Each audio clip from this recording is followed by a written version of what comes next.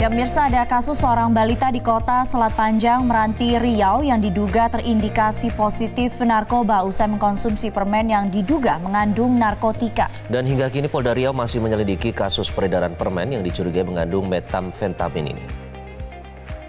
CSA, balita berusia 3 tahun 8 bulan yang tinggal di Kelurahan Selat Panjang, Kecamatan Tebing Tinggi, Kabupaten Kepulauan Meranti, Riau, ini sempat tidak sadarkan diri setelah mengkonsumsi permen yang diduga mengandung narkoba. Menurut pengakuan ibu korban, kejadian bermula pada Jumat lalu saat CSA mendapatkan permen dari kakeknya yang dibeli di warung dekat rumah. Dari hasil tes urin dan uji coba laboratorium, rumah sakit menyebutkan CSA terindikasi mengkonsumsi makanan yang mengandung metafetamin atau bahan narkoba.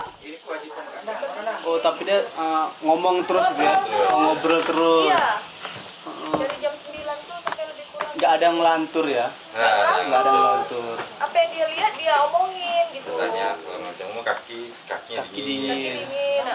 Sementara itu, Kapolda Riau Irjen Pol Nandang menyatakan pihaknya sudah berkoordinasi dengan Badan Pengawasan Obat dan Makanan Pekanbaru untuk menyelidiki kasus permen yang diduga mengandung narkoba di Kepulauan Meranti. Positif berarti kan kita harus lakukan penyidikan lebih lanjut. Nah, penyidikannya kita arahkan apakah ini produk dari pabrik itu atau ada produk lain yang memakai merek itu. Gitu. Kini, sampel permen yang diduga mengandung narkoba dibawa ke BPOM setempat. Pihak BPOM pun masih melakukan uji laboratorium terhadap bahan apa saja yang terkandung dalam permen tersebut. Dari Kepulauan Meranti, Riau, Fitra Asrirama, Metro TV. Ya, kasus bayi dan balita yang terpapar narkoba bukan kali pertama terjadi di Indonesia. Tahun 2017, bayi berusia 5 bulan positif narkoba dari ibu kandungnya yang mengkonsumsi narkoba. Namun kali ini penyebab balita di Meranti, Riau yang terpapar narkoba diduga karena mengkonsumsi permen. Ya, kemudian bagaimana ini bisa terjadi, kita akan memperbincangkannya bersama narasumber yang sudah hadir di studio. Ada Kepala Bidang Pemenuhan Hak Anak Lembaga Perlindungan Anak Indonesia, Reza Indragiri, dan juga Kasubdit Penguatan Direktorat Pasca Rehabilitasi Deputi Bidang Rehabilitasi BNN, Dr. Amrita Devi. Selamat pagi. Selamat pagi, dokter dan juga Mas Reza. Kemudian kita juga langsung terhubung untuk konfirmasi perkembangan terkini dengan Kapolres Meranti, AKBP Laude Proyek. Ya, sudah tersambung melalui telepon. Selamat pagi, Pak Laude. Selamat pagi, Mas. Ya, Pak Laude, terakhir kita masih menunggu konfirmasi dari BPOM. Apakah sudah ada perkembangan, Pak? Untuk saat ini belum dikeluarkan suratnya, Mbak, untuk hasilnya. Tapi apakah betul ada dugaan memang balita yang terpapar narkoba ini karena mengkonsumsi permen? Untuk sementara kan kita menunggu dulu hasil dari BPOM karena kita belum bisa menyimpulkan untuk apakah itu dari permen atau dari yang lain. Oke, awalnya laporan dari orang tua balita itu seperti apa sih, Pak? Dia melaporkan terkait dengan anaknya pada saat hari Sabtu jam 12.30.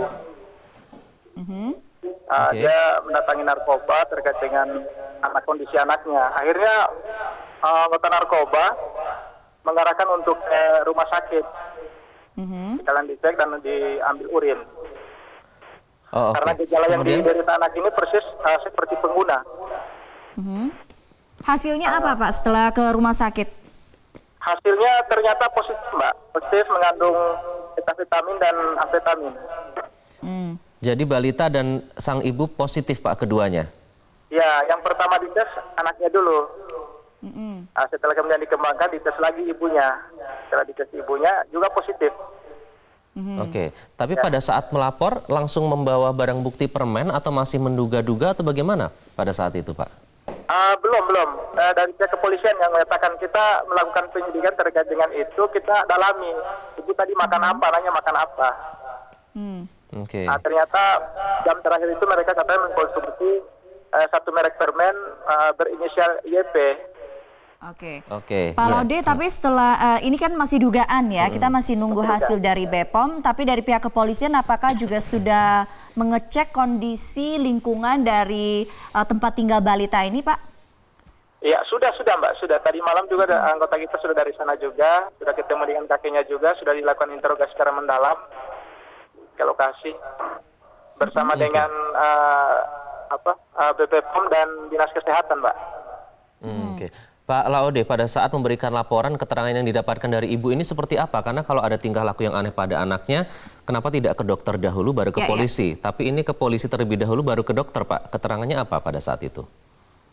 Dia melihat kondisi anaknya mulai dari sore, mulai jam 7 itu dia seperti seorang halusinasi. Iya, dia ngomongnya ngacau, terus nggak bisa tidur. Jadi itu kan menunjukkan suatu gejala pengguna. Apakah ini kondisi pertama kali dialami atau sebelumnya juga sudah pengalaman seperti itu, Pak?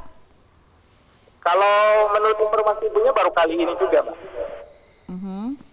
Baru kali ini, sebelum-sebelumnya anak ini normal. Biasanya jam-jam sore itu sudah tidur. Baik, artinya hingga saat ini polisi belum melakukan langkah apapun karena belum ada hasil dari BPOM ya, Pak? Iya, kami belum melakukan langkah yang lain. Kami masih mendalami, melakukan pendalaman lagi terkait dengan apa-apa yang sudah dikonsumsi. Kalau untuk antisipasi sendiri bagaimana, Pak? Ya? Untuk langkah antisipasi jika kabar ini semakin meresahkan masyarakat, ada permen yang beredar mengandung narkoba. Jadi kalau langkah-langkah kami, selain mengirim sampel ke BPOM dan juga mengirim ke Jakarta untuk sampel bandingan, supaya masyarakat tidak resah terkait dengan kondisi saat ini. Baik. Kemudian dari pihak BPOM kapan, Pak, kira-kira akan memberikan hasilnya? Rencananya hari ini, Mbak. Rencana hari ini akan keluar surat hasil labnya itu. Dan dengan hasil lab itu kita akan tahu apa hasilnya, apa positif atau negatif. Baik, terima kasih Pak Kapolres Meranti Riau, ada Pak Laude Proyek sudah bergabung bersama Selamat Pagi Indonesia. Kita langsung tanya ke dokter ya. Ke dokter ya langsung ya. Ini karena memang kita nggak ingin masyarakat ini parno berlebihan, tapi pastinya harus was-was ya. Karena kasus permen mengandung narkoba ini sebelumnya juga sering kita dengar gitu. Dok, ini kira-kira kasus seperti ini belakangan ini masih banyak nggak sih yang ditemukan oleh BNN? Iya, cukup meresahkan memang ya berita-berita tentang berbagai variasi peredaran narkoba dan juga menyasar kepada anak-anak atau masyarakat yang usianya semakin dini seperti itu. Memang variasi-variasinya itu ada mulai dari permen, kemudian kemarin yang sempat marak juga adanya cookies atau brownies yang ada kandungan narkoba di dalamnya seperti itu. Sehingga ya ini cukup meresahkan pada masyarakat Indonesia tentunya. Motifnya apa, dokter? Bisa semakin masif peredarannya dalam berbagai bentuk? Iya, tentunya bandar atau pengedar akan selalu mencari peluang-peluang ya. Bila kita berbicara ini kan suatu bisnis quote and quote seperti itu ya. Sehingga mereka akan terus-menerus untuk mencari pangsa pasar ya. Dan salah satu pangsa pasar yang menarik adalah tentunya anak-anak usia remaja, usia dini, usia SD dan juga prasekolah PAUD seperti itu. Karena kalau kita lihat semakin dini mereka terpapar, maka potensi untuk mengalami ketergantungan dan kecanduan di tahap usia selanjutnya itu semakin besar.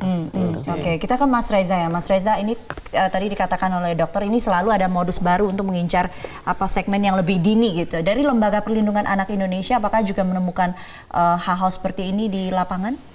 Oh ya, sejak sekian tahun silam LPAI sudah mengumandangkan istilah narkoterorisme. Memang istilah yang sengaja dibuat dramatis untuk memastikan ke publik tidak hanya pikiran yang bekerja, tapi perasaan juga terguncang. Narkoterorisme merupakan sebutan yang kita gunakan untuk memastikan bahwa salah satu sumber ancaman bangsa kita ini tidak lagi dalam bentuk pertempuran fisik, militer, atau seterusnya, tapi dengan merusak mindset, mengganggu kesehatan anak-anak kita. Kita bayangkan, seperti tadi dokter katakan, mereka tumbuh dewasa, menjadi manusia yang tidak produktif, apa jadinya? Itu satu hal. Tapi beruntung sesungguhnya, ini poin kedua, bahwa sesungguhnya kalau kita buka Undang-Undang Perlindungan Anak, sudah ada pasal-pasal tertentu yang bahkan memberikan ancaman maksimal hukuman mati terhadap orang yang memproduksi, yang mengedarkan, memberikan, dan mengajak anak untuk mengkonsumsi maupun ikut mengedarkan barang semacam ini. Tinggal lagi bagaimana kemudian implementasinya. Persoalan. Di layar kaca Metro TV terpampang sekian banyak peristiwa serupa. Tapi sungguh-sungguh per hari ini kita belum tahu apa hilir dari proses penindakan terhadap kasus-kasus tersebut. Baik dari sisi penegakan hukumnya maupun dari sisi rehabilitasi terhadap korban maupun juga bagaimana perlindungan masyarakat, konsumen atau sejenisnya. Nanti langsung kita tanyakan ke dokter begitu ya masalah rehabilitasi juga. Namun kami akan kembali sesaat lagi usai jeda. Tetaplah bersama kami.